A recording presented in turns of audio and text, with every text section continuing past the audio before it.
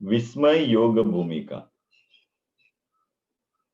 ऐसा कहना है। अब विस्मय में और आश्चर्य में क्या फर्क है, इसे थोड़ा जानेंगे। उसके भी पहले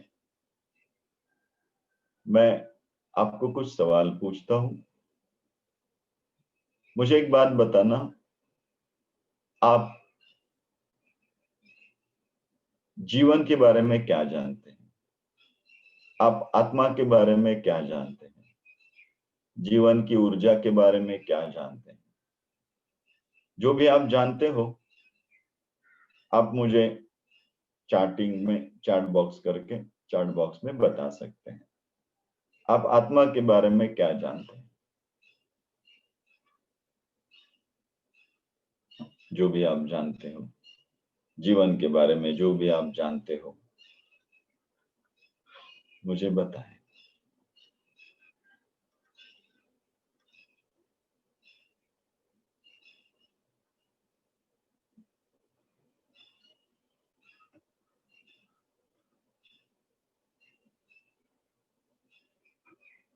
आत्मा अमर है, अविनाशी है। Good flow of energy. आत्मा अमर है।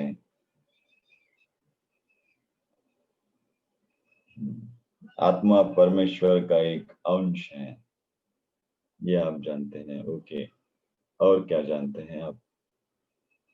निराकार है। ओके, निराकार है, निर्गुण है। और क्या जानते हैं?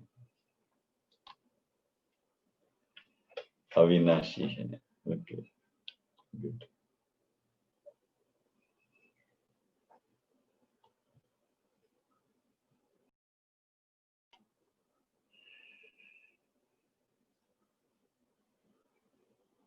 और कुछ नहीं जानते, बस जीवन के बारे में इतना ही जानते हैं आप? शरीर के बारे में ऑल पीपल्स आर आत्मा, बिग वन। ओके, आत्मा एक जीव है, चिरंजीव है, देव है, देवा स्वरूप है। हम्म।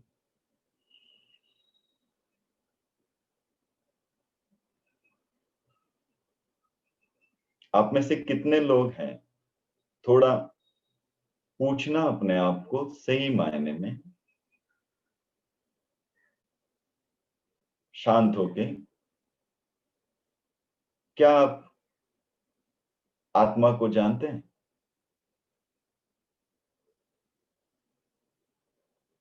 क्या आप आत्मा को जानते हैं?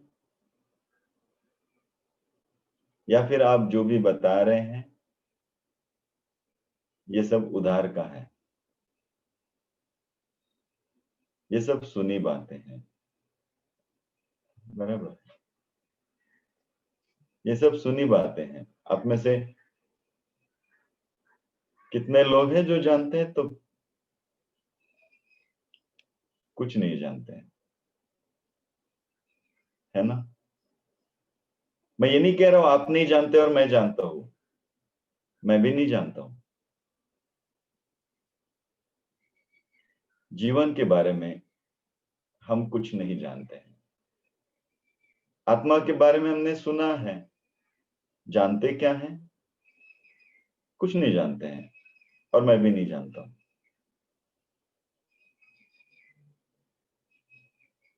बराबर है, हम कुछ नहीं जानते। विस्मय और आश्चर्य में फर्क है।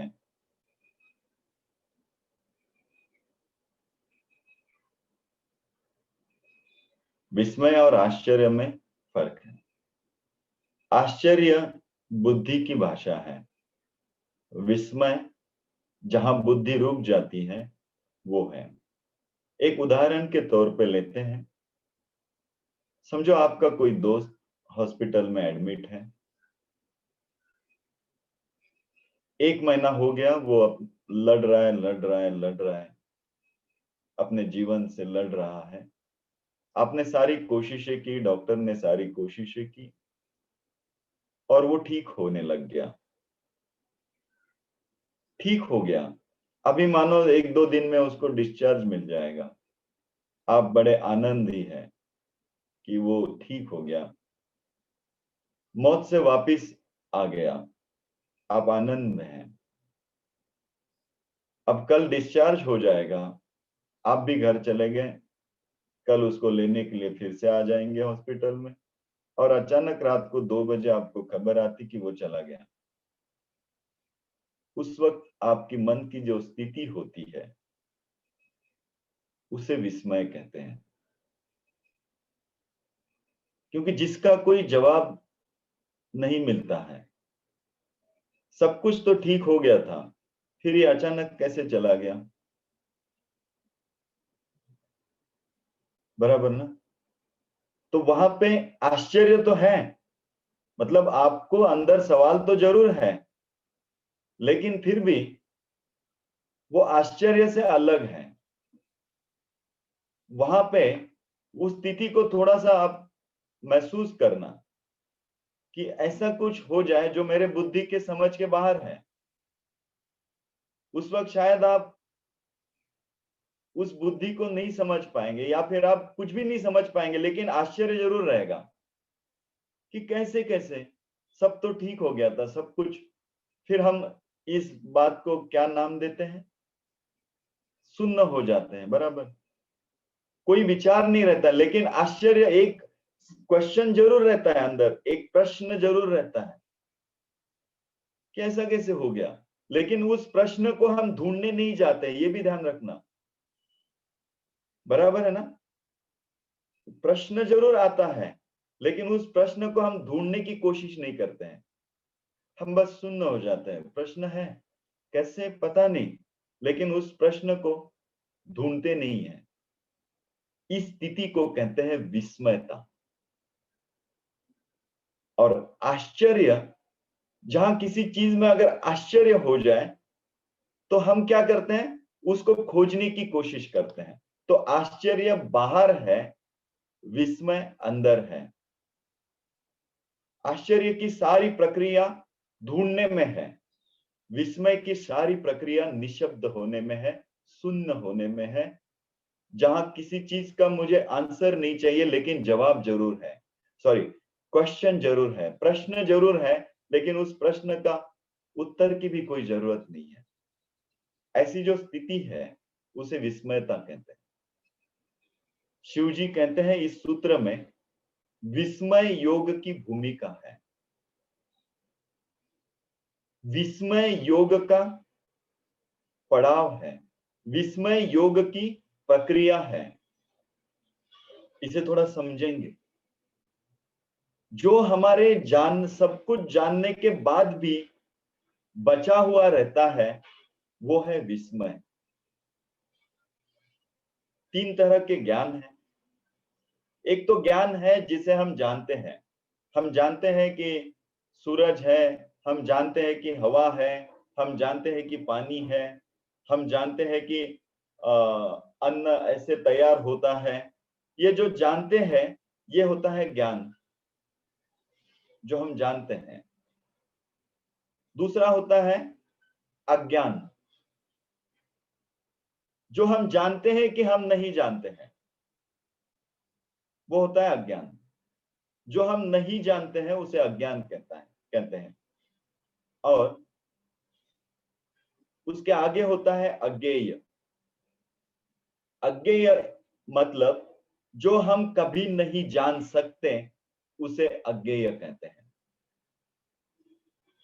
ज्ञान, अज्ञान और अज्ञेय। जिसे कभी नहीं जाना जा सकता है वो होता है अज्ञेय। विस्मयता अज्ञेय का रूप है, जहां हमें ये पता चलता है कि मुझे सवाल तो है, लेकिन इस सवाल का कोई जवाब नहीं है, या इस सवाल का जवाब मिल भी नहीं सकता है, वो होता है अज्ञेय। आश्चर्य बाहर जाता है, विस्मय अंदर आता है। आश्चर्य आपको विज्ञान की खोज है, मतलब विज्ञान क्या करता है, साइंस क्या करता है? आश्चर्य को खोजता रहता है, खोजता रहता है, खोजता रहता है, और सवाल ढूंढता रहता है, ढूंढता रहता है, सवालों के जवाब ढूंढता रहता है। ये हो गया आश्चर्य विज्ञान की एक प्रक्रिया। विस्मय की प्रक्रिया ये अंदर की है। विस्मयता जहां आ जाती है वहां हम सवाल रहते हैं, लेकिन सवालों के जवाब नहीं ढूंढते हैं। जानने से विस्मय नष्ट होता है, सही बात है। अब यही एक उदाहरण के तौर पे जो हमने हॉस्पिटल का उदाहरण लिया वो चला जाता है। शायद डॉक्टर बहुत कुछ जानता है तो वो बोलेगा ऐसा हो गया था, वैसा हो गया था, ये हो गया था, वो हो गया था, इसीलिए शायद ये चला गया हो। तो डॉक्टर बहुत कुछ जानता है, इसलिए वो विस्मय में नहीं पहुंचेगा। वो बोलेगा नहीं ऐसा ऐसा हो सकता है, बहुत बार ऐसे होता है कि आदमी ठीक हो जाता है लेकिन कभी कभी हार्ट फेल हो जाता है, ये हो जाता है। तो डॉक्टर विस्मय में नहीं जाएगा, लेकिन शायद आप सुन्न हो जाएंगे, सब कुछ तो ठीक है फिर भी चला गया, तो आप विस्मय में आ जाएंगे। तो ज्ञान जो है ये हमें विस्मयता की ओर नहीं जाने देता। विज्ञान जो है हमें विस्मयता की ओर नहीं जाने देता है। विज्ञान कहता है तुझे पता है सब कुछ, तू जानता है ये क्यों हुआ है ना। जैसे एक छोटे बच्चों का आप पूछो, बच्चों के सवाल ऐसे रहते हैं। बच्चा पूछता है वो पेड़ हरे क्यों होते हैं। अब बच्चा आपको जब पूछेगा पेड़ हरे क्यों होते हैं, तो आप तो जवाब दोगे जैसे आपको सब कुछ मालूम है। आप बोलेंगे उसमें क्लोरोफिन होता है, इसलिए पेड़ के जो पत्ते होते हैं वो हरे होते हैं। वो क्लोरोफिन सूरज से रोशनी से ये बना लेता है, अन्न बनाता है वो क्लोरोफिन के माध्यम से, और वो हरा होता है, इसलिए पेड़ हरे होते हैं। आप तो कहेंगे, लेकिन बच्चा फिर भी कहेगा कि क्लोरोफिन पेड़ में ही क्यों आया, फिर हमारे में क्यों नहीं है, फिर हम हरे क्यों नहीं है, पेड़ तो हरा है। तो क्या क्लोरोफिन, पेड़ ने क्लोरोफिन को खोजा या क्लोरोफिन पेड़ को खोजते हुए वहां चला गया, हरा क्यों है। लेकिन हम क्या कहेंगे, हम तो जानते हैं ऐसा कहेंगे ना, कि हमें मालूम है कि क्लोरोफिन की वजह से वो हरा है। क्या आप ये जानते हो क्लोरोफिन पेड़ में क्यों गया, आप जानते हैं? नहीं जानते हैं ना, बराबर ना। तो बच्चों जो जानने वाले बनते हैं ना वो पंडित बन जाते हैं। पंडित पता है ना आपको, जो शास्त्र जानता है, जो सब कुछ जानता है, वो बोलता है आत्मा भी मैं जानता हूं, है ना। आत्मा जानता है, भगवान जानता है, ये जानता है, वो जानता है, वो होता है पंडित। ज्ञानी जो होता है ना, उसे अगर आप पूछोगे आप क्या जानते हो, तो वो हमेशा विस्मयता में रहता है। वो कहेगा मैं कुछ नहीं जानता हूं, क्योंकि यहां जितना जाना जाए उतना कम है। और एक जगह आप यहीं पे पहुंचोगे, हर चीज, विज्ञान भी वहीं पे पहुंचता है, लेकिन विज्ञान ये मानता नहीं है। विज्ञान भी यहीं पे पहुंच जाता है, सब कुछ कर दिया लेकिन वो पहुंच नहीं पाए। क्यों नहीं पहुंच पाए पता नहीं, सब कुछ कर दिया लेकिन एक जगह आके विज्ञान भी वहीं पे पहुंच जाता है कि वो कहता है कि पता नहीं, आंसर नहीं मिल पा रहा है, इसके आगे नहीं जा पा रहे। लेकिन विज्ञान मानता नहीं, विज्ञान कहता नहीं मैं खोज के रहूंगा। विस्मयता विज्ञान के दूसरी बाजू है, विस्मयता विज्ञान के विरुद्ध है, राइट ना। जिस दिन हमारी विस्मयता खो जाती है,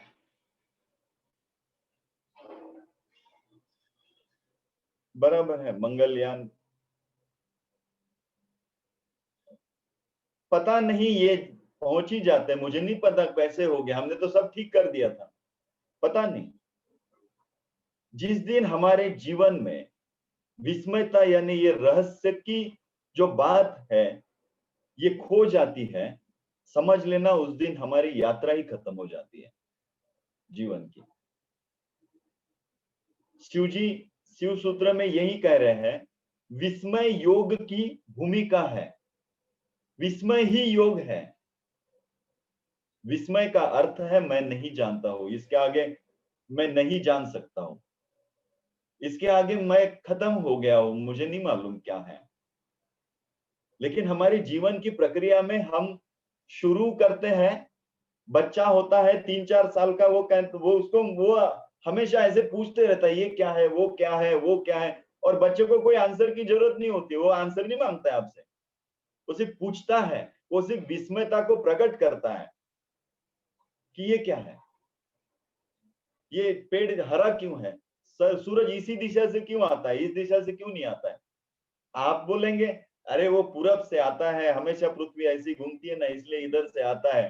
तो आपको तो पता है, इसलिए आपको सूरज के उगने का कोई विस्मय नहीं है, क्योंकि आपको पता चल गया पृथ्वी ऐसी घूमती है, सूरज इधर से आ जाता है। ये टेक्निकल सब भाषा है, तो टेक्निकली सूरज यहां से आता है, तो आप जानते हो इसका मतलब सूरज वहीं से क्यों आता है ना। आप जानते हो इसका मतलब पृथ्वी ऐसे ही क्यों घूमती है, इसका मतलब आप जानते हो कि सूरज इधर है और पृथ्वी ऐसे घूमती है, और ये बराबर एक ही दिशा में ऐसे आ जाते हैं, और फिर सूरज इधर से हमें उगते हुए नजर आता है। लेकिन फिर भी मैं आपको पूछता हूँ, क्या आप जानते हैं सूरज पूरब से क्यों आता है? क्या आप जानते हैं?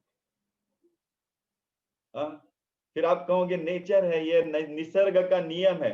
तो निसर्ग का नियम भी, मुझे एक बात बताइए, निसर्ग हम जब कहते हैं ये निसर्ग है, निसर्ग का नियम है, इसका मतलब आप क्या बता रहे हैं? जब हम ये कहते हैं ये नेचर है, ये नेचुरल है, ये निसर्ग का नियम है, उस वक्त भी हम यही तो बता रहे हैं कि मुझे नहीं मालूम, ये तो निसर्ग का नियम है। बराबर है कि नहीं है? निसर्ग का नियम है ये बताना भी हम यही कह रहे हैं ना कि मुझे नहीं मालूम, ये तो निसर्ग का नियम है। मैं तो ये कहूंगा कि ये निसर्ग का नियम क्यों है, क्यों ऐसा ही वो नियम है। तो वहीं पे बात आ गई, पता नहीं, निसर्ग का नियम है, पता नहीं। आप श्वास ले रहे हैं ना,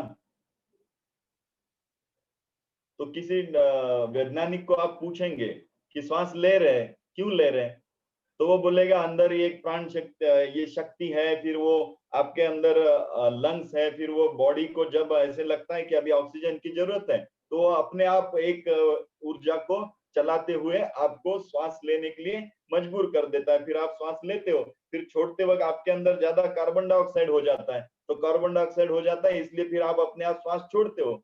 तो किसी वैज्ञानिक को पूछोगे तो उसके लिए तो विस्मयता खत्म हो गई श्वास की, वो बोलेगा ऐसे ऐसे अंदर की प्रक्रिया है, इसलिए ये होता है, और इसलिए श्वास आप लेते हो और आप छोड़ते हो। बराबर ना। तो शिव जी कह रहे हैं विस्मयता अगर खत्म हो जाए तो जीवन ही खत्म हो जाए। ये रहस्य है कि हम श्वास क्यों लेते हैं और क्यों छोड़ते हैं, ये विस्मयता है कि नहीं है कि नहीं है। मैं श्वास ले रहा हूं और छोड़ रहा हूं, ये विस्मयता है। जिस दिन ये विस्मयता खत्म हो जाती है, हम जीवन को खो देते हैं। अब जीवन को खो देते हैं मतलब चले जाते हैं, ऐसा नहीं है। सिंपल एक और पूछता हूं मैं आपको, आपको जीवन की सारी प्रक्रिया पता चल जाए, हर सवाल का आपको जवाब मिल जाए, हर सवाल का तथ्य जवाब मिल जाए जैसे कि वैसे, हर सेकंड का आपका जीवन का नक्शा आपको पता चल जाए, हर दिन की आपकी दिनचर्या क्या होने वाली, कैसा होने वाला है, सारा भविष्य आपको पता चल जाए, कोई भी अंदर सवाल ना बचे, सब कुछ पता है, क्या आप जीवन को खोगे कि आप जीवन को पाओगे? क्या लगता है आपको, जीवन खोगे कि पाओगे? जीवन खो देंगे आप। बराबर है कि नहीं? सब कुछ जिस दिन पता चल जाएगा, जीवन आप खो दोगे। यही तो शिव जी कह रहे हैं कि जिस दिन सब कुछ पता चल जाएगा, जीवन की यात्रा समाप्त हो जाएगी। जीवन की यात्रा इसलिए चल रही है क्योंकि यहां विस्मयता है, यहां हमें कुछ पता नहीं है। कुछ हद तक हम जा सकते हैं, और इस वजह से हुआ क्या है पता है, हमें लगता है हमें सब कुछ पता है, हमें लगता है विज्ञान ने सब कुछ खोज निकाल दिया है, इसलिए हर सवाल के जवाब हमें मिल गए हैं। इसलिए मैं आपको पूछता हूं कि आखिरी आप कब ऐसे चकित हो गए थे, अवाक हो गए थे अपने जीवन में कि अरे यार ऐसे भी होता है? ऐसा आपके जीवन में कब हुआ था आखिरी बार, जरा याद करें तो। शायद बचपन में। उसके बाद तो आप कभी अवाक, कभी चकित हुए ही नहीं। जैसे आप सब कुछ जानते हैं, चकित क्या होना है उसमें, सब जानता हूं मैं। फूल कैसे खिलता है, वो फुलपाखरू जो है ना, वो कैसे, तितलियां कैसे उड़ती है, कैसे उनके पंखों की डिजाइन सब सेम है। वहां तो कोई स्केल, किसने स्केल लगाई थी वहां पर? सेम टू सेम बिल्कुल। और कलर की शेडिंग में भी फर्क नहीं होता है, इतना सेम वो तितलियों के पंख। कैसे? आदमी भी अगर चेष्टा करे तो कुछ ना कुछ फर्क आ जाएगा, लेकिन तितलियों के पंख में स्केल लगा के भी आप देखना, किसी तितली के, मरे हुए तितली के पंख निकाल के स्केल लगा देना, 1 mm का भी फर्क नहीं है, माइक्रो का भी फर्क नहीं है। क्या अभी आप, कभी आप ऐसे चकित हुए हैं? ये कैसे होता होगा ये? हम चकित होना भूल गए क्योंकि हम जानना सीख गए। हम जान लिए ना बहुत कुछ, इसलिए चकित होना सीख भूल ही गए। हाँ, और यही ये सूत्र कह रहे हैं। योग का पूरा माध्यम जो है, योग की पूरी दिशा जो है, योग की पूरी उपलब्धि जो है, ये यही होनी चाहिए कि मैं कुछ नहीं जानता हूं, पता नहीं कैसे। अगर आप किसी पंडित को पूछोगे, आप भी देखो भगवान के बारे में आपको पूछा, अभी आप कहेंगे कि वो हनुमान जी थे, वो राम जी थे, वो राम कृष्ण भगवान है, राम भगवान है, शिव जी भगवान है, ये भगवान है, वो भगवान है। हम जानते हैं उनकी स्टोरी को, गणेश जी कैसे तैयार हो गए हम जानते हैं, है ना? आप जानते हो ना गणेश जी कैसे हैं, भगवान कैसे हैं, आप जानते हैं? भगवान के बारे में आप जानते हैं? थोड़ा बताइए, क्या आप जानते हैं भगवान के बारे में? हाँ, लेकिन किसी पंडित को आप पूछना भगवान के बारे में आप जानते हो, वो सारी कथाएं निकाल देगा पुराण वेदों से, और बोलेगा हाँ देखो ऐसे भगवान होते हैं, ये शिव जी ने ये किया था, फिर शिव जी तैयार हो गए थे, फिर गणेश जी ऐसे तैयार हो गए, कृष्ण ऐसे तैयार हो गए थे। वो सब बोलेगा, ये वो सब जानता है, कृष्ण को जानता है, राम को जानता है, सबको जानता है। हम्म। मैं आपसे पूछता हूँ, आप क्या, आप भगवान को जानते हो? आप परमात्मा को जानते हो? परमात्मा को जानने का कोई भी रास्ता नहीं है। परमात्मा अज्ञेय है, क्योंकि जितना हम उसके निकट पहुंचेंगे उतना लगेगा कि हम कुछ नहीं जानते इसके बारे में। तो इसी को अज्ञेय कहते हैं, जिसके बारे में हम कभी नहीं जान सकते। और जिस दिन आप परमात्मा को जान लोगे, ऐसा आपको लगेगा, उस दिन आपकी यात्रा जीवन की खत्म हो जाएगी। खत्म हो जाएगी का मतलब आप जीवन जीना ही बंद कर दोगे। जैसे मैंने कहा था ना, सब कुछ पता चल जाए तो क्या हो जाएगा, वैसे आपका जीवन हो जाएगा। परमात्मा रहस्य है, परमात्मा अज्ञेय है, इसीलिए जीवन है।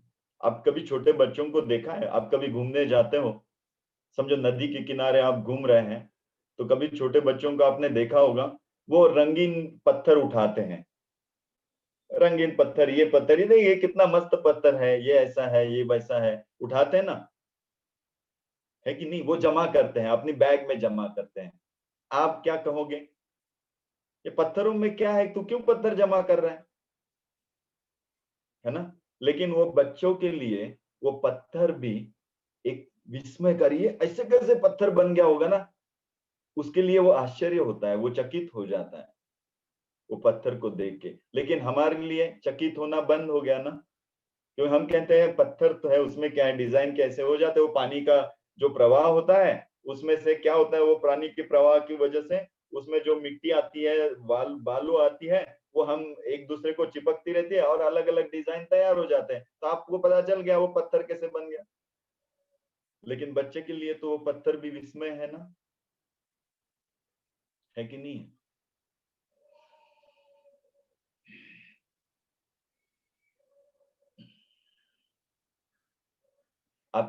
अगर बुद्ध से पूछोगे कि परमात्मा क्या है, तो पक्का जवाब आएगा, बुद्ध कहेंगे मैं नहीं जानता हूं परमात्मा क्या है। लेकिन आप किसी पंडित, शास्त्र के पंडित को पूछोगे कि परमात्मा क्या है, तो आपको वो सब समझा देगा परमात्मा क्या है। और आज तक हम वही तो समझते आए हैं ना, बराबर ना। आज तक ऐसे ही हमने परमात्मा को समझा है कि नहीं? क्योंकि विस्मय की भाषा बुद्धि की भाषा नहीं है। बुद्ध जितना जान गए उतना विस्मय हो गए, वो शांत हो गए, मैं नहीं जानता हूं, पता नहीं, क्योंकि जितना नजदीक पहुंचता हूं उतना मैं विस्मय था, मैं नहीं जान पाता हूं, है ना। लेकिन ज्ञानी पंडित ये सब समझा देंगे हमें, भगवान क्या है, पाप कैसे लगता है, पाप कैसे नहीं लगता है, आप कैसे पापी बन गए हो, आप कैसे पापी नहीं बन गए हो, सब कुछ समझा देगा। और किस भगवान को क्या देने से क्या पाप लगता है, ये सब समझा देगा। जैसे वो सब भगवान से उसकी दोस्ती है, सब कुछ जानता है भगवान के बारे में, रोज का उसका उठना बैठना है भगवान के बारे में। और इसीलिए तो देखना, इन पंडितों में कभी भी योग नहीं आता है। शिव जी जो कह रहे हैं ना, योग ये विस्मयता, ये योग की भूमिका है। तो योग करने से मतलब अष्टांग योग या साधना करने से जो आना चाहिए वो यही आना चाहिए कि मैं कुछ भी नहीं जानता हूं, विस्मय है, पता नहीं ये सब कैसे चलता है, मैं सुबह उठ पाया, पता नहीं मैं उसी समय कैसे उठ पाता हूं। क्या आप इस सवाल का भी जवाब नहीं जानते हो? मैं तो, ये तो आपके सबसे निकटवर्ती बात है कि आप रात को सो जाते हो। क्या आप कभी सोचा है आपने कि मैं इतने ही बजे कैसे अपने आप उठ जाता हूं, कैसे उठ जाता हूं? इस बात को भी मैं नहीं जानता हूं, पता है आपको। लेकिन विज्ञान को अगर कहेंगे, बुद्धि की भाषा को, तो वो कहेगा आपकी नींद पूरी हो जाती है, फिर ये ब्लड सर्कुलेशन ऐसे हो जाता है, ऐसे हो जाता है, ये सब हो जाता है, और फिर आप उठ जाते हो। लेकिन क्या इस सवाल का जवाब आप जानते हो कि आप अपने आप कैसे उठ पाते हो? सुबह कोई उठाने नहीं आता है, अपने आप उठ जाते हैं हम लोग। और रात को तो मैं सोता हूँ, फिर मेरी श्वास कौन लेता है, कौन चलाता है मेरी श्वास को, कौन चलाता है मेरे दिल की धड़कन को, कौन? मैं तो सो गया, फिर कौन है जो सपने देखता रहता है? और मैं तो सो गया था, फिर सुबह उठने के बाद फिर मुझे सपने याद कैसे रहते हैं? तो किसने देखे थे सपने जब मैं सो गया था? तो मैं तो सो गया था ना, तो फिर मेरे सपने किसने देखे? और जिसने देखे वो फिर सुबह याद भी करके बता रहा है कि ये ऐसा सपना देखा था। तो मैं सो गया था तो सपना किसने देखा? क्या ये कभी सवाल आपको आते हैं क्या? हाँ, आते हैं कि नहीं आते? आप कभी चकित होते हो इन सब चीजों से कि नहीं होते हो? अगर चकित होते हो तो आपका साधना का पथ ठीक चल रहा है। और आपको लगता है ये ठीक, क्या साइंस है, नहीं विज्ञान है, इसे चलते हैं, ऐसे चलते हैं, आप कभी चकित नहीं होते हो, तो समझना आप पंडित बन गए, आप शास्त्रों के बड़े ज्ञानी बन गए। आप साधना नहीं कर रहे, साधने के उल्टा चल रहा है, साधना के उल्टा। क्योंकि इसके कितने भी जवाब देंगे ना, ये सारे झूठ रहेंगे, बराबर है ना। कोई जवाब आपको कहीं नहीं पहुंचागा। और जो भी हम आत्मा के बारे में कहते हैं, ये आत्मा है, ये है, वो है, ये सब उधार का ज्ञान है, आपका थोड़ी है। और उधार का ज्ञान आपके जीवन को नहीं बनाता है। एक बार क्या हुआ, दो दोस्त थे, बड़े पंडित थे, शास्त्रों के पंडित थे। एक दोस्त की माँ गुजर गई, तो बहुत रोने लगा, बहुत प्यार करता था माँ से, बहुत रो रहा था। दूसरा दोस्त भी आया, उसने उसको कहा, अरे तू क्यों रोता है, हमें तो मालूम है ना कि आत्मा अमर है, कोई नहीं मरता है, सब अमर होते हैं, सब स्वर्ग में जाते हैं। तू क्यों रोता है? तेरी मम्मी भी अमर हो गई, वो तो स्वर्ग में चली गई। तू रो मत। यह तो खुशी मनाने का समय है कि वो चली गई और उससे स्वर्ग मिल गया, वो इस शरीर से उसका छुटकारा हो गया, वो अमर हो गई। 1 साल बाद जो दूसरा दोस्त था ना, जो उसको समझा रहा था, उसकी मां मर गई, गुजर गई। ये दोस्त उसके यहाँ पहुंचा तो वो रो रहा था, वो बहुत रो रहा था। तो ये उसको समझा रहा था, अरे तू तो मुझे समझा रहा था ना कि आत्मा अमर है, रोने की क्या जरूरत है, तो उत्साह मनाने का समय है।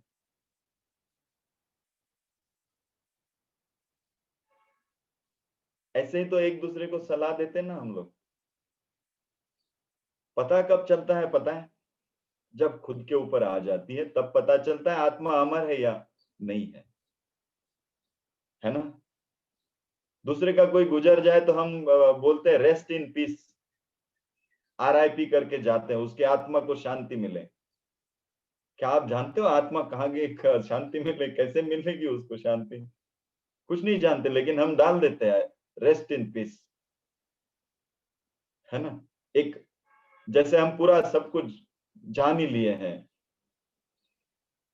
योग की जो भूमिका है ये विस्मय की है।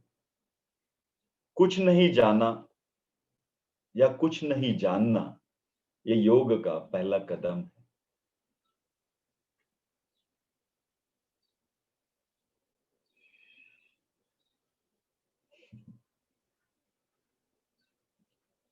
कुछ नहीं जानना ये योग का पहला कदम है। क्या जानते हैं हम? कुछ नहीं जानते।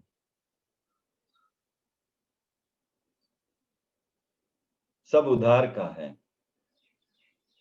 किताबों से लाया है, इधर उधर से लाया है, बस।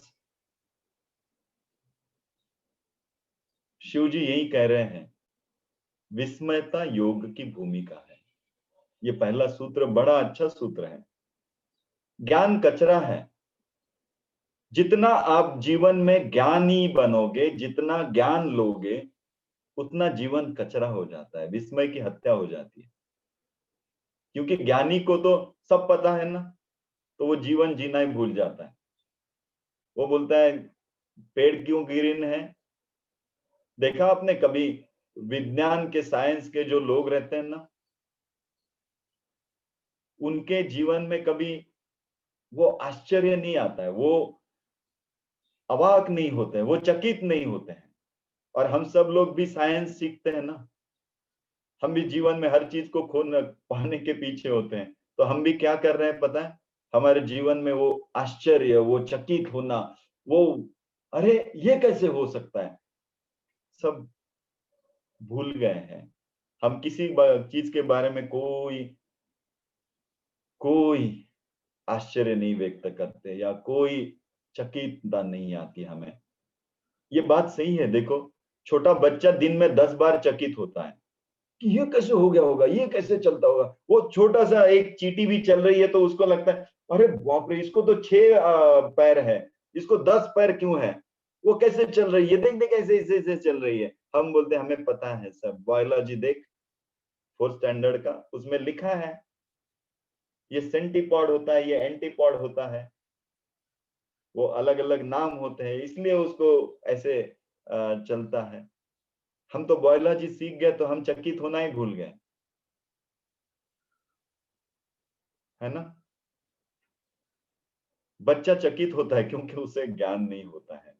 हम ये कहते हैं कि उसे ज्ञान नहीं है इसलिए वो चकित है, लेकिन मैं ऐसे आपको पूछता हूं, क्या उसको ज्ञान नहीं है यही तो ठीक है ना? वो कम से कम चकित तो होता है कि नहीं? हमें ज्ञान होने से हम चकितता ही भूल गए। हम तो भूल ही गए कि इस जीवन में कुछ ऐसा रहस्य भी है। हम तो यही भूल गए, हमें लगता है सब रहस्य हमने खोज लिया है, कुछ भी नहीं है जीवन में रहस्य। संत किसे कहते हैं पता है? संत उसे कहते हैं जो हर चीज से चकित हो जाता है, अवाक हो जाता है। ऐसे कैसे? जो हर चीज में ऐसे करता है, वाह ये कैसे हो सकता है? या ऐसा भी होता है जो सुनता है, जो सुनता है। हम कब सुनते नहीं है पता है ना आपको? कब नहीं सुनते हैं? जब हमें पता होता है तब हम नहीं सुनते हैं। आप देखना, एक अच्छा उदाहरण देता हूं आपको। पति पत्नी जब पहली बार शादी के बाद मिलते हैं, पहली बार एक दूसरे को जानते हैं, उसकी ख्वाहिश क्या है, उसको कैसे अच्छा लगता है, ये कैसे अच्छा लगता है, बड़े अवाक होके, अच्छा ऐसे भी है, तो ऐसे भी आती है, अच्छा तुझे संगीत भी आता है, म्यूजिक भी आता है, अच्छा तू ये भी कर लेती है, अच्छा कितना अच्छा तूने बनाया। अवाक होते हैं हम, अरे वाह तेरे हाथों में कितनी टेस्ट है।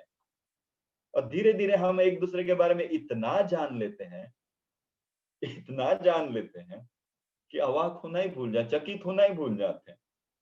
वो एक दूसरे के बारे में चकितता ही भूल जाए, जैसे हम इसको पूरा मैं जान गया हूं, और क्या जानना है इसको अभी, है ना? और ये सब जानना ही हमारे जीवन के रिश्तों को बोझिल बना देता है। बात सही है कि नहीं? जितना हम एक दूसरे के बारे में जान लेते हैं, उतना हम उस रिश्तों में, ये मुझे मालूम है, रिश्तों की मिठास ही खो देते हैं। जीवन की मिठास भी ऐसे ही खो जाती है जब हम सब जान लेते हैं। संत वो होता है, वो हर चीज में आश्चर्य होता है। मैं आपको एक आश्चर्य भरी, सबसे आश्चर्य भरी बात हमारे कंठ में है, पता है आपको? आप अंदर जाके देखेंगे तो ऐसा कुछ वहां पे है नहीं, सिर्फ एक नली है, सिर्फ एक नली है।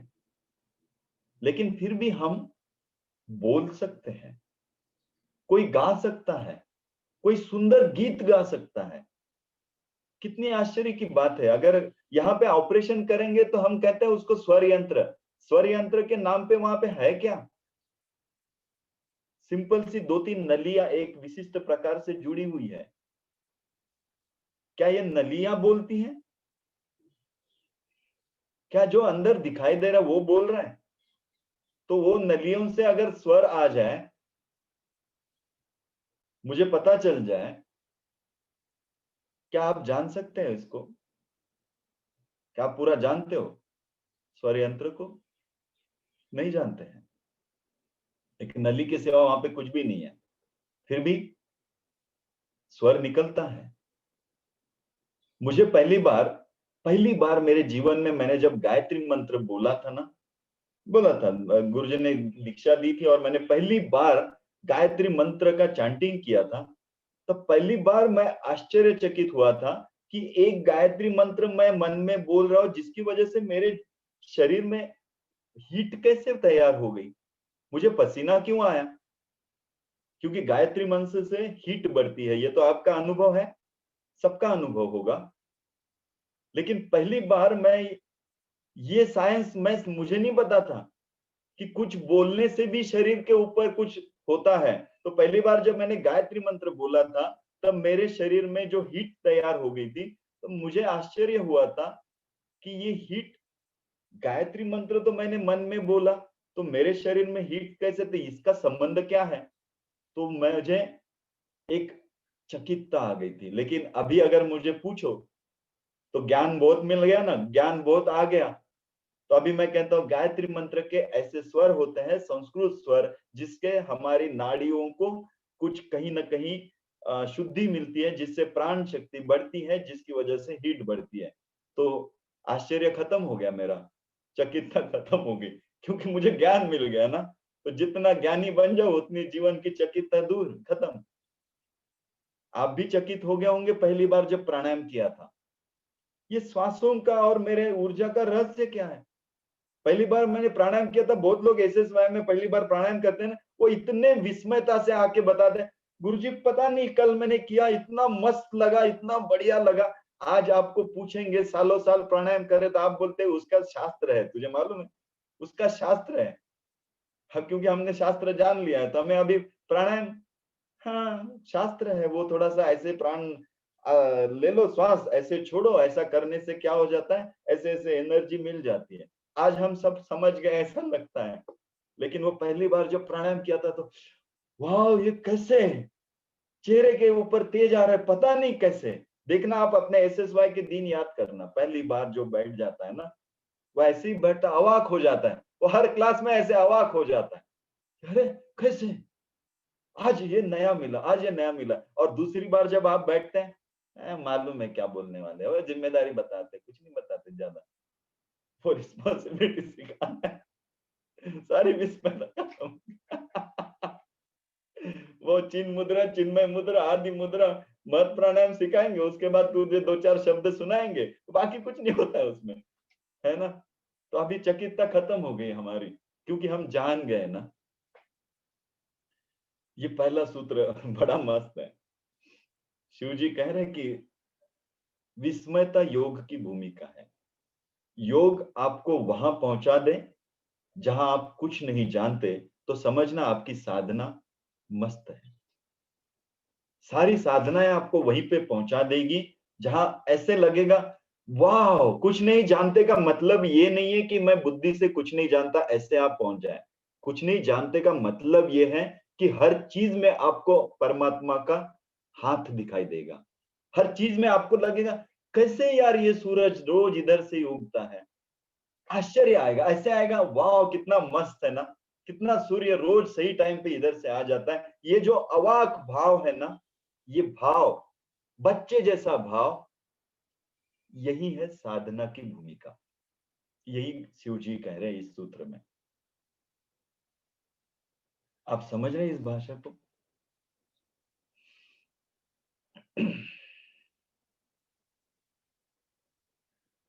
जहां ऐसे कुतूहल कहेंगे हम उससे मराठी में शायद, कुतूहल, वो बच्चा ऐसे कुतूहलता से सब चीजों को देखते रहता है। कोई आदमी मुझे रोज मिलता है, फिर भी जब भी मैं उससे मिलूं, ऐसे मिलूं कुतूहल सा से, कैसा है ना ये आदमी, कितना मस्त है ना। ये अगर हो रहा है तो आपकी साधना पथ ठीक चल रही है, आप सही साधना की दिशा में है। और आपको अगर ऐसे लगे ये क्या है ना, ये आदमी हमेशा ऐसे ही करता है, अब देखना मैं ये बोलूंगा ना तो ये आदमी ऐसे रूठ जाएगा, या फिर ये ऐसे करेगा, ये ऐसे बोलेगा, तो आप सब जान लिए फिर उस आदमी के बारे में। तो फिर रिश्ते खत्म हो जाते हैं, जीवन ही खत्म हो जाता है। हर चीज विस्मयकारी है, प्रतिपल नया है, प्रतिपल सब कुछ नया है। विस्मयता ये भीतर की यात्रा है, और यही योग है। योग का पूरा सार विस्मयता है। इसीलिए आपने देखा होगा कि जितने साधना में जितने भी संत है ना, कबीर जी हो, तुकाराम महाराज हो, ज्ञानेश्वर महाराज हो, गौतम बुद्ध हो, महावीर स्वामी हो, जीसस हो, सारे संत एक जगह पे शून्य होके बैठ गए, ऐसे जगह पे पहुंच गए कि मैं नहीं जानता हूं कुछ भी। वो बुद्ध के बारे में एक कहानी है। वो कहते हैं बुद्ध अपने जीवन में हर चीज जानने के बारे में निकल गए थे, उनकी यात्रा शुरू कर दी थी उन्होंने, सब छोड़ छाड़ दिया था, राज्य छोड़ छाड़ दिया था, राज्य, पत्नी को छोड़ दिया, सब कुछ छोड़ दिया और निकल गए जानने के लिए। क्या जानने के लिए? तो ये जीवन क्या है ये जानने के लिए निकल गए। हर गुरु से मार्गदर्शन लेते थे, हर गुरु से सीखते थे, जानते थे, और जानने के बाद ऐसे लगता था कि नहीं, पूरा नहीं जान पाए तो दूसरा गुरु पकड़ते थे। दूसरे गुरु के पास जितना ज्ञान था, फिर उन वो सब जानने के बाद भी इनको लगता था कि नहीं, कुछ तो गड़बड़ है, कुछ तो मिसिंग है, अभी पूरा नहीं जान पाया। तो फिर और गुरु पकड़ते, गुरु भी हाथ जोड़ देते थे, बोलते थे भैया मेरे पास तो इतना ही था, मैंने सब कुछ आपको बता दिया, इससे ज्यादा अगर करना है तो दूसरे गुरु के पास जाओ। ऐसा करते करते 12 साल हर गुरु के पास सिर्फ घूमते रहे, घूमते रहे, घूमते रहे, और आखिर में ऐसे पहुंच गए, एक दिन आया कि वो रात को सो गए। अब ऐसे आ गया कि पता नहीं क्या जानने के लिए है और क्या जानना है, यही पता नहीं। इसलिए अब कुछ जानना ही नहीं है, ऐसे बस सो गए। और सुबह उठे तो ऐसी स्थिति में उठे कि अब कुछ जानना ही नहीं है। पता नहीं, कुछ जान ही नहीं सकते, अज्ञेय में पहुंच गए। और कहते हैं उसी वक्त उन्हें वो अज्ञेय, वो साक्षात्कार का अनुभव हुआ, जहां कुछ जानने के लिए बाकी नहीं है, जहां कुछ जान नहीं सकते हैं, ऐसे अज्ञेय विस्मयकारी स्थिति में वो पहुंच गए। हर संत वहीं पे पहुंचे हैं, और उसके बाद वो ऐसे ही रहे। वो आप किसी संत को अगर जाके मिलते होंगे किसी, वो आपको हर वक्त ऐसे कुतूहलता से मिलता है, जैसे वो आपको जानता ही नहीं, जैसे पहली बार मिल रहा है, कैसे है, ऐसे ही मिलते हैं जैसे ये आदमी नया आया आपके सामने अभी, ऐसे ही वो मिलते हैं। क्या हम अपने जीवन में ये उतार दे तो? क्या आपने कभी सोचा है, देखा है? क्या आप जानते हो गुरुत्वाकर्षण का नियम है ना, पानी ऊपर से नीचे आता है, ये नियम है, ऊपर से नीचे आता है, हमेशा वो ऊंचाई से नीचाई की तरफ आता है। लेकिन क्या कभी आपने सोचा कि मैं जो पेड़ को पानी देता हूं, वो नीचे से ऊपर कैसे जाता है? कौन सी ताकत है? क्या आपको कभी ये सवाल है कि पेड़ के मूलियों को पानी देने से वो ऊपर कैसे चढ़ जाता है? ये गुरुत्वाकर्षण के नियम के उल्टा कैसे पानी चलता है? मैं पेड़ के मूलियों को पानी देता हूं, पेड़ की पत्तियों को पानी कैसे पहुंच जाता है? क्या ये विस्मयता की बात है कि नहीं है?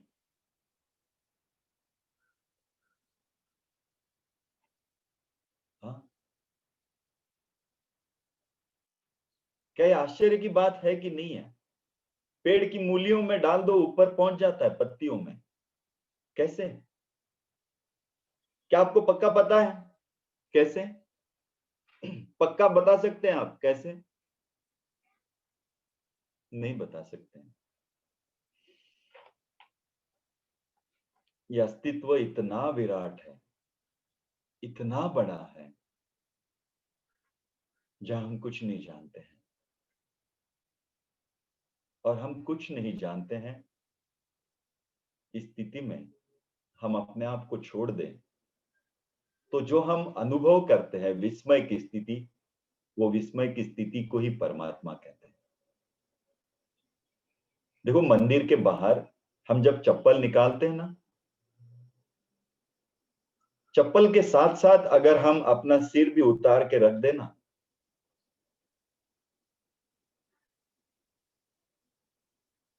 और फिर अंदर जाए ना, तो शायद उससे मिलने के चांसेस हैं परमात्मा के। लेकिन हम चप्पल तो उतारते, लेकिन बुद्धि अंदर लेके जाते हैं परमात्मा के सामने।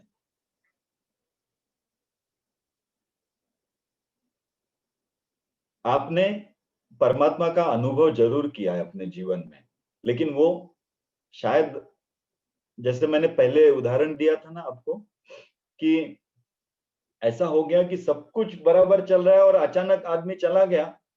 वो मेरे बड़े नजदीक का है, सब कुछ ठीक ठाक है, रोज प्राणायाम किया, ये किया, वो किया, सब कुछ किया, मस्त चल रहे थे, अभी तो दौड़ के आ रहे थे, अभी सब कुछ ठीक था, और अचानक कुर्सी पे आके बैठ गए और चले गए।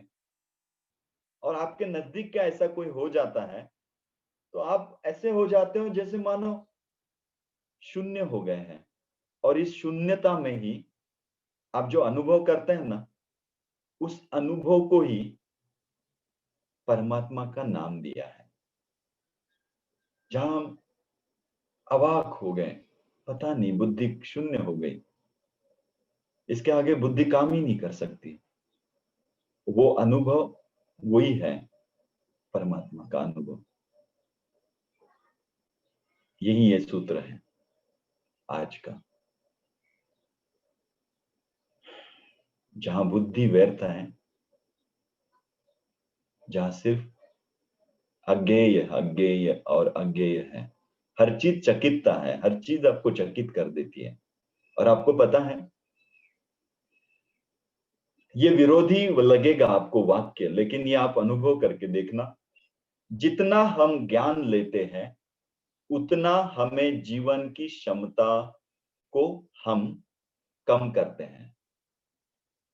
देखना, जितना हम ज्ञान लेते हैं, उतनी हम जीवन की क्षमताओं को कम कर देते हैं। और जितना हम अज्ञेय में रहते हैं, उतना हम जीवन की क्षमताओं को बढ़ा देते हैं। इसको एक बच्चे के अनुभव में देखना। आप किसी बच्चे को पूछो तुझे क्या बनना है, तो वो बोलेगा अपने जीवन की सारी पॉसिबिलिटीज दिखा देगा। बोलेगा मैं साइंटिस्ट बनूंगा, बोलेगा मैं विमान चलाऊंगा, वो बोलेगा मैं चांद पे जाऊंगा, मैं सूरज पे जाऊंगा, मैं यहाँ जाऊंगा, वहां जाऊंगा, ये करूंगा, वो करूंगा। वो पूरी क्षमता में रहता है कि नहीं रहता है? वो बोलता है उसके लिए जीवन के सारे दरवाजे खुले हैं ना, क्योंकि वो कुछ भी नहीं जानता है। लेकिन धीरे धीरे जब वो जानने लगता है तो वो कहता है नहीं, मैं ना सिर्फ डॉक्टर बनूंगा, मैं ना सिर्फ इतना ही बनूंगा। तो इतनी बड़ी क्षमता को इतने छोटे इसमें बांध देता है हमारा ज्ञान। ज्ञान ही हमें क्या कर देता है? संकुचित कर देता है। अज्ञेय हमें विस्तारित करता है। अज्ञेय हमें उस विराट से मिला देता है। इतना विराट से मिला देता है कि जहां हम जानने के लिए भी कुछ नहीं रखते हैं, हम जानने की इच्छा भी नहीं करते। वो विराट वही है ज्ञान, वही है शून्यता, और वही है साधना का रास्ता।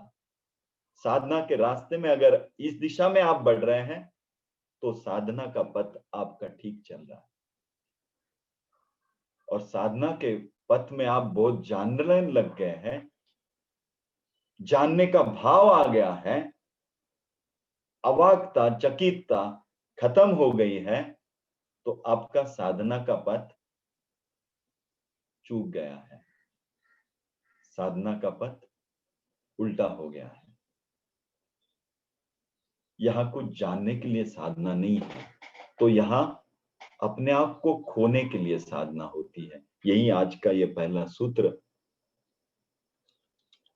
तीसरा सूत्र सॉरी, इस दिशा में ले जा रहा है। आज के लिए इतना ही। हम ध्यान में प्रवेश करेंगे। ध्यान के लिए बैठ जाएं, समाधि के लिए बैठ जाएं। थोड़ा सा अपने आप को स्ट्रेच करें, थोड़ा सा शरीर को हिलाएं और फिर समाधि के लिए बैठ जाएं। आंखें बंद कर लें। हम समाधि में उतरेंगे इसी विस्मयता के साथ। पता नहीं ये क्या है, पता नहीं ये जीवन क्या है, पता नहीं, पता नहीं क्या है। एक बच्चे की तरह, जैसे हम कुछ नहीं जानते हैं और वैसे हम जानते भी नहीं हैं, ऐसी ही विस्मयकारी स्थिति में आंख बंद कर ले।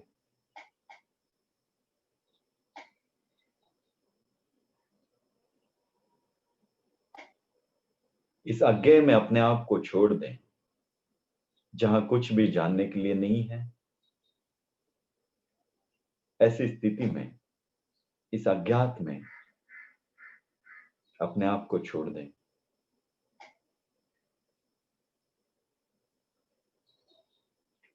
शून्य स्थिति में अपने आप को छोड़ दें।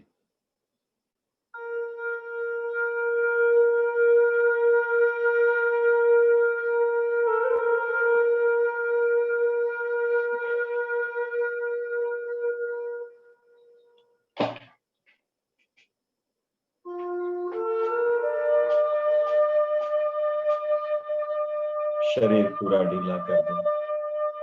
ये शरीर क्या है मैं नहीं जानता हूं। मेरे अंदर दिल धड़क रहा है, क्या है मैं नहीं जानता हूं।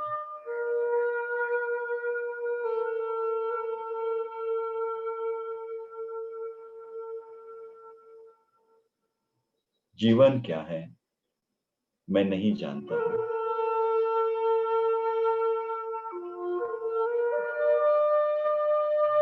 मेरी सांसें चल रही हैं,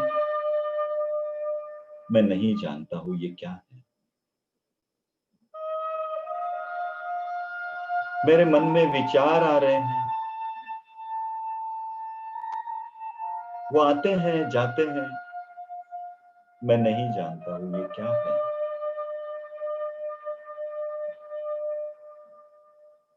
पूरा जीवन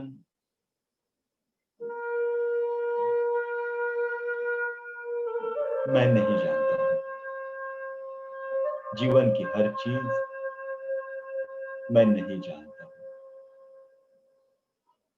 पता नहीं ये क्या है। हर चीज हमें चकित करती है। कैसे कैसे मैं रात को सो जाता हूं, कहां से आते हैं मुझे सपने, कैसे मैं अचानक उड़ जाता हूं, कैसे मैं अपने आप उड़ जाता हूं, कैसे मेरी सांसें चलती है जब मैं सोता हूं,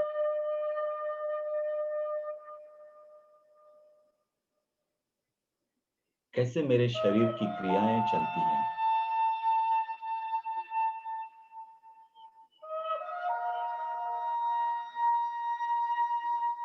सब कुछ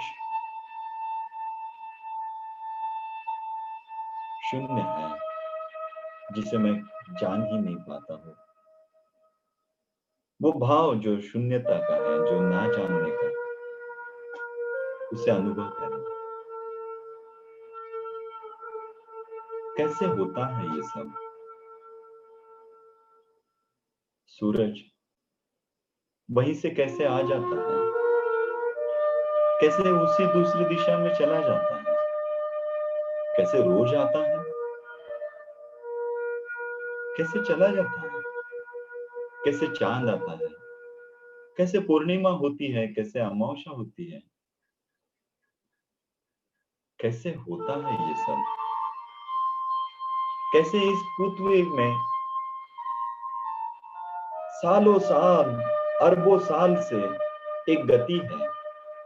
कहां से आती है ये गति, कैसे घूमती है ये पृथ्वी, किधर से आती है ये गति। क्या इतनी अरबों दिन से घूमने के बाद भी ये रुक क्यों नहीं रही है। कहां से ये ऊर्जा है, कहां से घूमती है वो सूरज के, कैसे लगाती है वो सूरज के चक्कर, कैसे जलता है सूरज, कैसे ये सारे ग्रह तारे एक दूसरे के साथ एक अंतर बनाते हुए घूमते रहते हैं। कैसे होता है ये सब।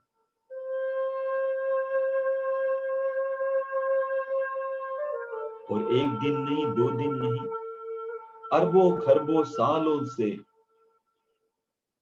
ये सारे ग्रह तारे नक्षत्र इसी दिशा से ऐसे ही चल रहे हैं। कैसे चलते हैं ये सब। मैं कौन हूं, कहां से आया हूं, किस ग्रह से मैं आ गया, कहां जाऊंगा मैं, किधर चला जाऊंगा। क्या है मेरे होने का रहस्य। इसमें से एक भी सवाल का हमारे पास उत्तर नहीं है। मैं नहीं जानता हूं ये क्या है।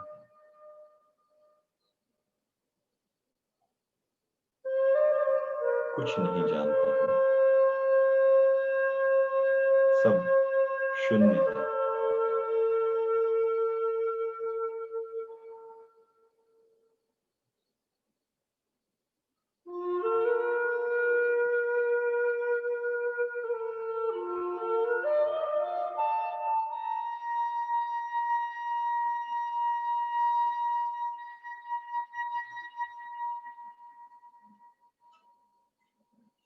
मैं श्वास ले रहा हूं। देखना अपनी श्वासों की ओर। कहां से आती है मेरी ये श्वास, कौन लेता है मेरे अंदर ये श्वास।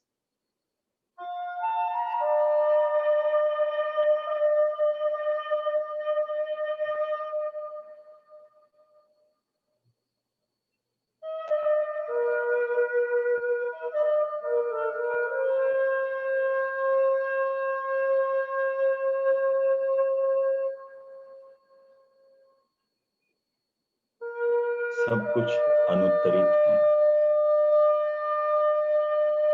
सब अज्ञेय है, नहीं जान सकते हम इसे।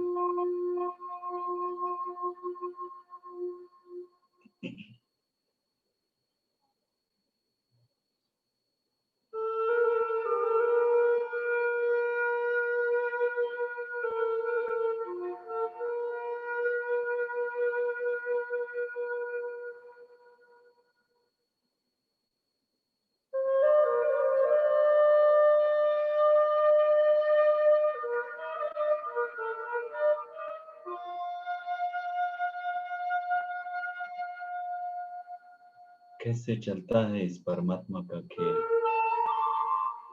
कौन है परमात्मा, कहाँ है, मैं नहीं जानता हूँ।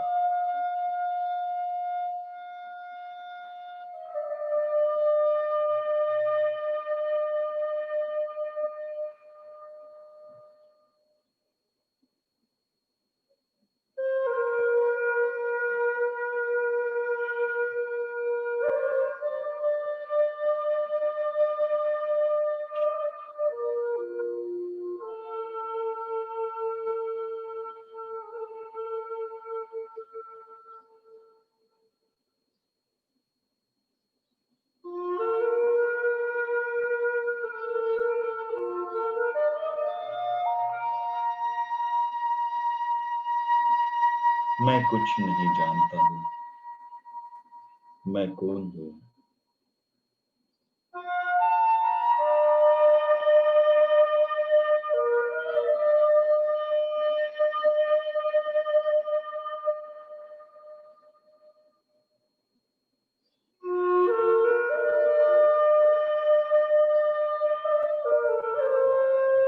कैसे फूल खिलता है, कैसे रंग बिरंगी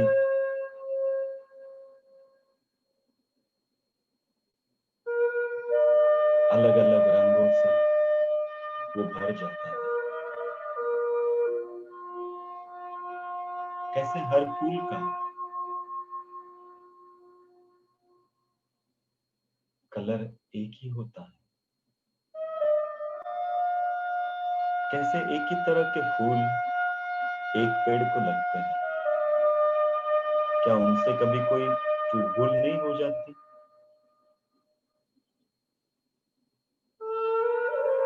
क्या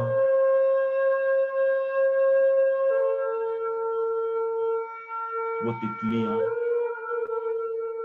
जो फूल के इर्द गिर्द उड़ती रहती है, उन्हें कैसे पता चला होगा कि वो फूल के अंदर ही शहद होता है?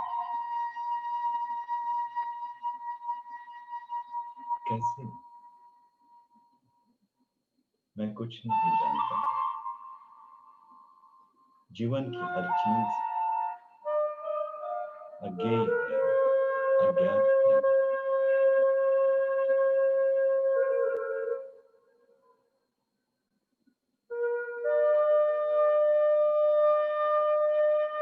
मैं क्यों हूँ? मेरे जीवन का रहस्य क्या है? किस लिए मैं इस जीवन में आया हूँ? मैं हूँ कौन? कहाँ से आया? कहाँ जाऊंगा? पता नहीं, मुझे पता नहीं।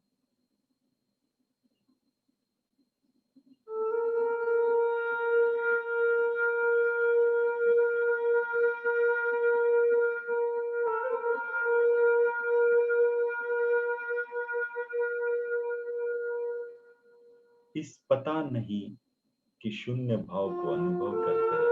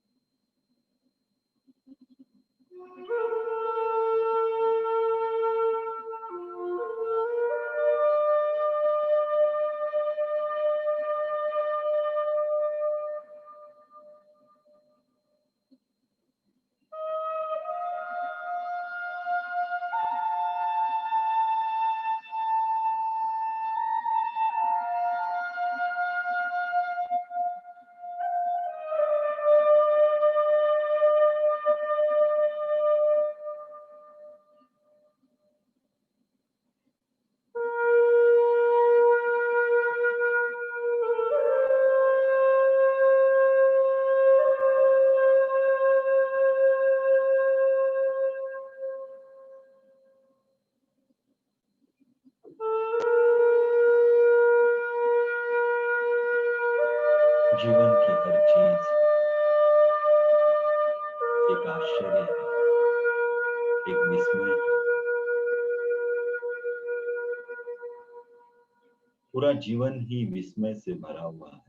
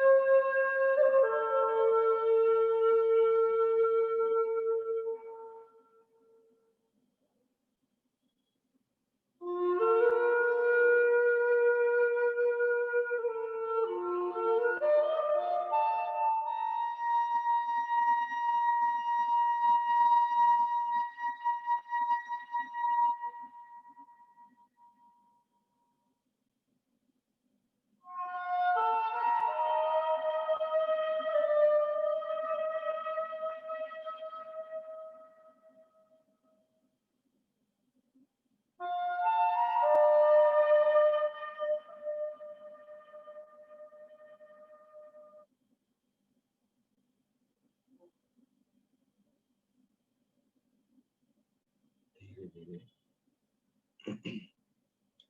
समाधि से बाहर आएंगे।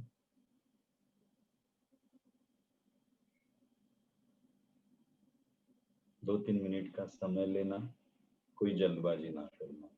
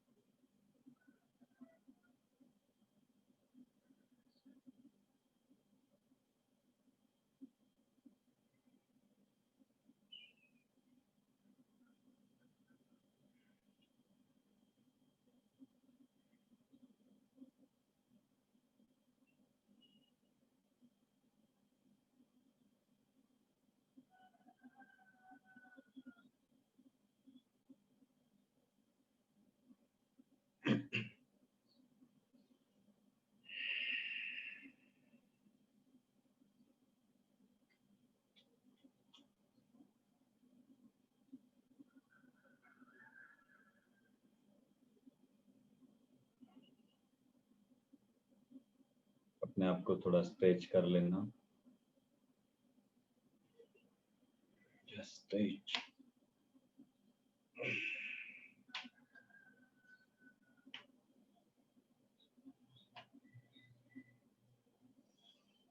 गुड। जय गुरुदेव। कैसा आपका अनुभव? आपको क्या लग रहा है? आपको कुछ कहना है तो कहिएगा। आप बोल भी सकते हैं, हमारे पास आज 10 मिनट और बचे हुए हैं। किसी को बोलना है तो चैट बॉक्स में हैंड रेज करें। थोड़ा सा आप भी सुनाएं कुछ।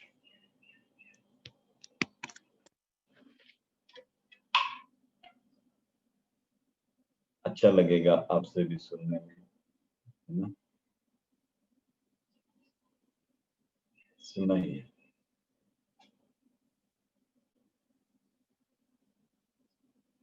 आपका अनुभव बताइए। अगर इतने विस्मयता में, विस्मयता ही है सब। So true. ओके। शांत लग रहा है। किसी को बोलना है तो बोलेगा।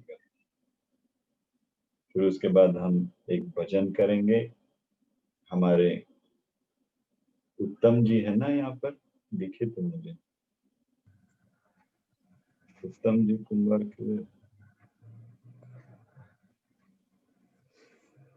रमेश जी को बोलना है, उनका माइक अनम्यूट करें।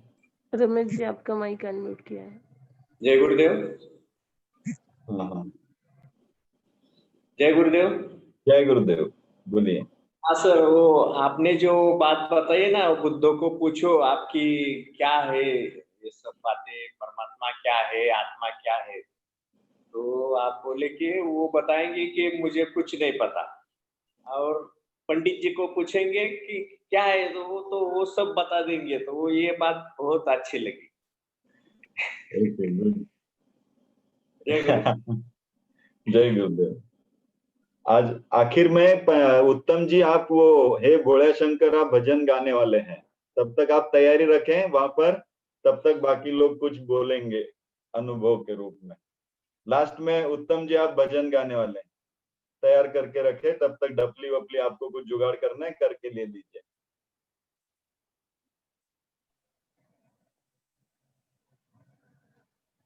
हाँ बोलिए ना, कोई भी बोलिए। विस्मयित हो गए। अच्छा, गुड। ऐसे ही रहना विस्मयित, तो जीवन में एक मस्त अनुभव रहेगा, है ना? बच्चे जैसा अनुभव। हाँ, किसी को बोलना है बोलिए। देखो कैसे आवाज आती है आपकी बोलने के बाद, उसको भी सुनिए।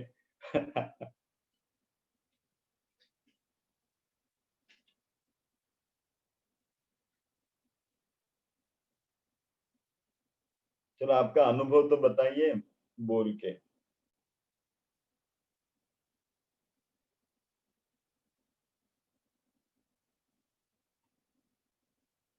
चलो उत्तम जी, आप रेडी हैं? उत्तम जी का माइक अनम्यूट करें, उनके साथ हम भजन गाएंगे।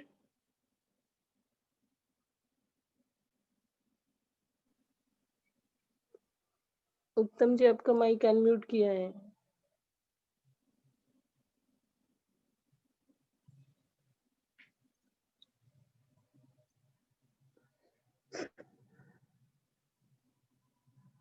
स्पॉटलाइट कर देना उन्हें। हाँ सर। सर उत्तम खेड़कर ही ना? उत्तम कुंभार जी। अच्छा,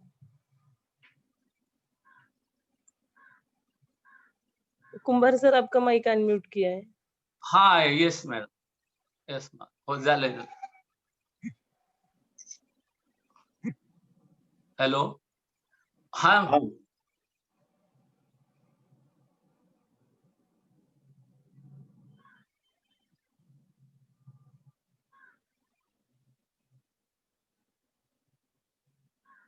उत्तम जी कहाँ चले गए?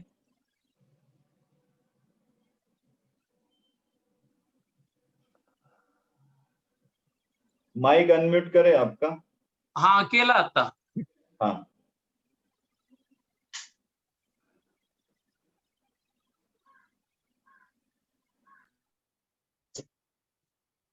हाँ सर जय गुरुदेव। बोलिए बोलिए। हा सर नवीन माझ्या माग म्हणणार का मी एकटा म्हणणार? तुम्ही एकटेच म्हणणार, मागचा आवाज येत नाही ना व्यवस्थित तो। हो मग नवीन म्हणू का एक? नाही नाही, शंकराचं ते, हे भोळ्या शंकर। हा शंकराचंच हे सुद्धा। पण ते हे भोळ्या शंकर। ते दोन म्हणा म्हणायचं का? म्हटले, चला दोन म्हणा चला। बरं दोन पहिलं म्हणा नवीन। तुम्ही। हा, घरच्यांना कोणतरी सोबत बसवा बाजूला, म्हणजे त्यांना तुमच्या मागे म्हणता येईल, म्हणजे मग तुम्हाला ते रिदम पकडता येईल बरोबर। चालेल चालेल। घरी कोण नाहीये का? आहेत आहेत। त्यांना बसवा ना बाजूला कुणाला तरी, म्हणजे ते तुमच्या मागे म्हणतील, मग तुम्हाला बरोबर ते ताल पकडता येईल। आम्ही म्हणतो ते तुम्हाला ऐकायला येणार नाही ना। हो सर सर। हा नवीन आहे सुरुवातीला ते म्हणतो, मैं हिमाचल की बेटी मेरा भोला बसे काशी, सारी उम्र तेरी सेवा करूंगी, बनकर तेरी दासी, शंभो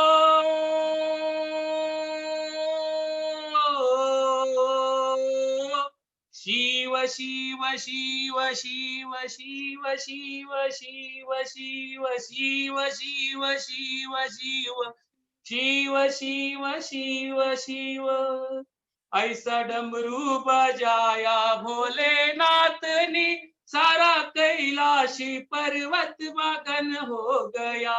ऐसा डमरू बजाया भोलेनाथ ने, सारा कैलाश पर्वत मगन हो गया। डम डमाडम डम डमाडम डम डमाडम बम बोले, डम डमाडम डम डमाडम डम डमाडम बम बोले, डम डमाडम डम डमाडम डम डमाडम बम बोले। ऐसा डमरू बजाया भोलेनाथ ने, सारा कैलाशी पर्वत मगन हो गया। डम डमाडम डम डमाडम डम डमाडम बम बोले, डम डमाडम डम डमाडम डम डमाडम बम बोले। डमरू को सुनकर जी ब्रह्मा जी आए, ब्रह्मा जी आए वहाँ विष्णु भी आए। डम डमाडम डम डमाडम डम डमाडम डम डमरू को सुनकर जी ब्रह्मा जी आए, ब्रह्मा जी आए वहाँ विष्णु भी आए। मैया लक्ष्मी का मन भी मगन हो गया, ऐसा डमरू बजाया भोलेनाथ ने। डम डमाडम डम डमाडम डम डमाडम डम, डम डमाडम डम डमाडम डम डमाडम बम बोले। जय गुरुदेव। दुसरं म्हणतो आता।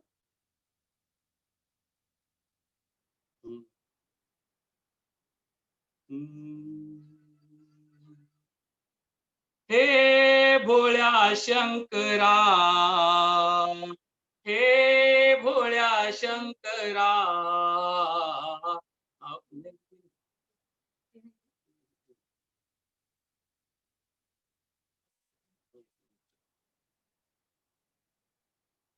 सर सुरुवात।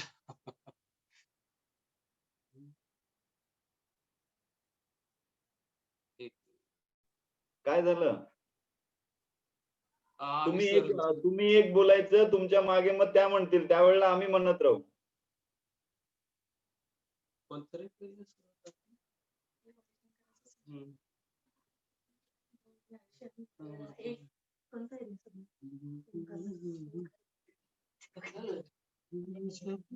हे भोळ्या शंकरा,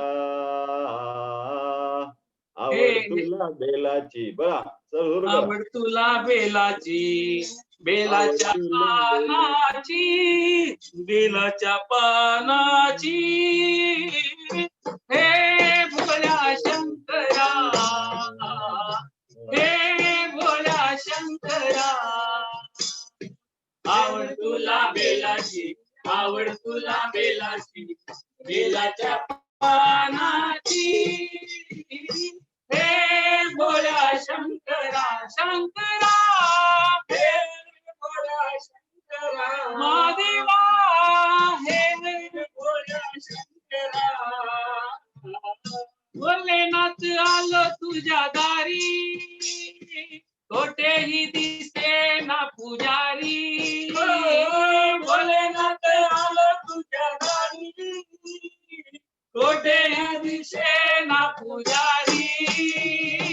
भोलेनाथ आलो तुझ्या दारी, कोठेही दिसे ना पुजारी. भोलेनाथ आलो तुझ्या दारी, कोठेही दिसे ना पुजारी.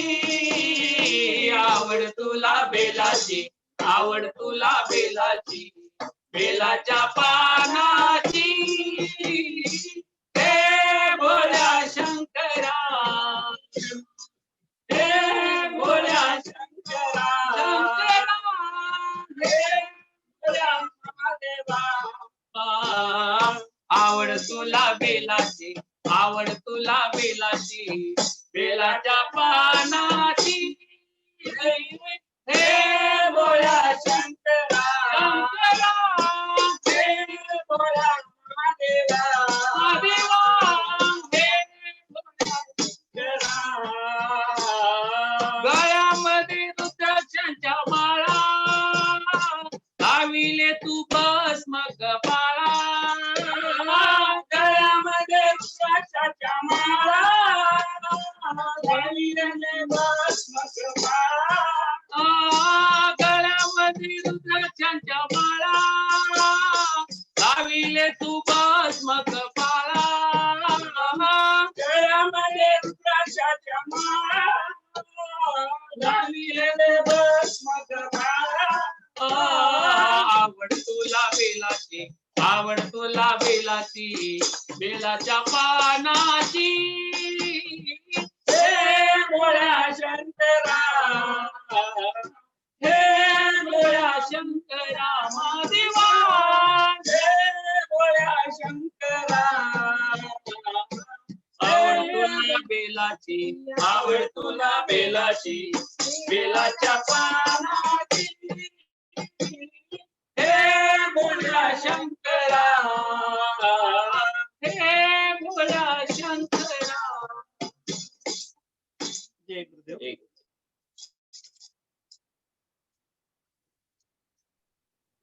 जय गुरुदेव. धन्यवाद. जय गुरुदेव. प्रार्थना करूयात, आजच्यासाठी थांबूयात. धन्यवाद उत्तम जी.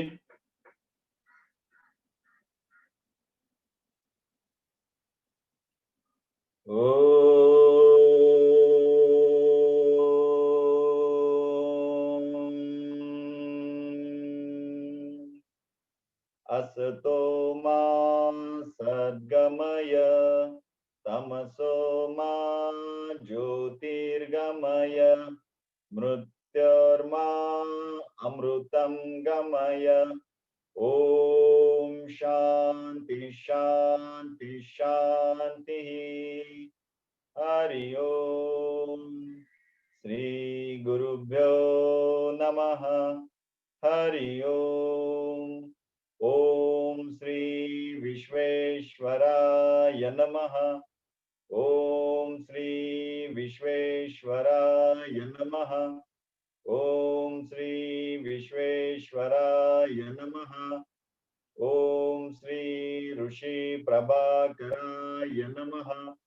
ओम श्री ऋषि प्रभाकराय नमः. ओम श्री ऋषि प्रभाकराय नमः. जय गुरुदेव. Bye bye. आपका दिन शुभ हो. मिलेंगे साधना सत्संग में अगले शनिवार को. Bye bye. एंजॉय करते रहें जीवन को, विस्मयता से देखते रहे जीवन की तरफ, है ना. बाय.